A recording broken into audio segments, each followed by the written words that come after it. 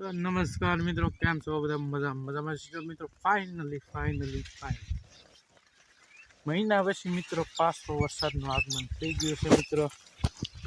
જો મિત્રો ઘણો થોડોક પાણી પડી ગયો છે મિત્રો, અને જુઓ પાછો અંધારી ગયો છે. અને જો મારા પગ પણ ગારાવાળા મિત્રો બગડે છે. જુઓ મિત્રો, આજ એક ખુશી થાય. વરસાદ મિત્રો નકરે જન્માષ્ટમીમાં આવવાનો જ હતો, પણ આ તો આપણે મિત્રો આજ અમે આ કપામાં ને માંડવીમાં મિત્રો પાણી મૂકવાના હતા, અને આજ પાછો વરસાદ આવી ગયો છે મિત્રો. એની આમ અંદરથી ખુશી એવી થાય છે કે એ તો ખેડૂત જાણીએ કે મિત્રો. ને આ મિત્રો લીલાસમ મોલ ને પાછો લીલાસમ બનાવી દીધા છે. કેવો છે મિત્રો કપા કોમેન્ટમાં કહી દેજો. અને મિત્રો આવે રીતે વરસાદ આવ્યા કરે, મજા આવ્યા કરે. એટલે મિત્રો જે ચોમાસાની ઋતુ છે એ મિત્રો ખેડૂત માટે એક ભેટ કહેવાય. એમાં ખેડૂત મિત્રો પોતાનું જે પોતાનું ને બીજાનું પેટ ભરી શકે, એટલે મિત્રો એનો એક દિવસ છે. અને મિત્રો એટલો સમયગાળા પછી વરસાદ આવ્યો છે, 20-25 દિવસ પછી. તો ખેડૂતોની એક અંદરથી એવું આમ છું કે હાશ વરસાદ આવ્યો એમ. અને જો મિત્રો પાછો આવો ને આવો વરસાદ આવ્યા કરે.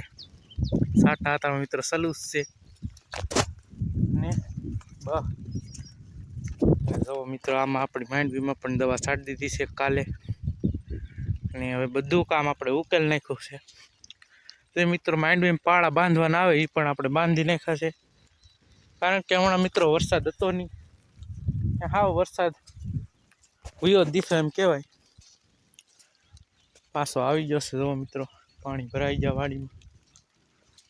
ને મિત્રો ખરેખર વરસાદની ફૂલ જરૂર હતી મોલને ને માંડવીને બધાને.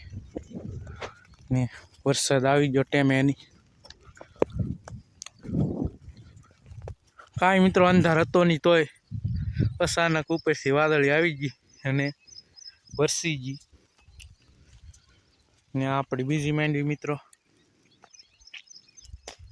કેવી છે. થોડા મિત્રો ખાલા આમાંય પડી ગયા છે. તો ના માંડવી મિત્રો આપણી એક ધારી છે. બીજી ઓલી વાળી ઝૂંપડી દેખાય નહીં, પણ આપણી માંડવી છે.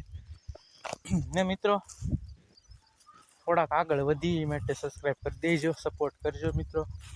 આવા અવનવા વ્લોગ જોવા માટે આપણી ચેનલને સબસ્ક્રાઈબ પણ કરી દેજો. બાકી તો મિત્રો તમે એક ખેડૂતના દીકરા હશો, ખબર હશે ખેડૂતને કેવો પોરા છૂટે પરવાનો.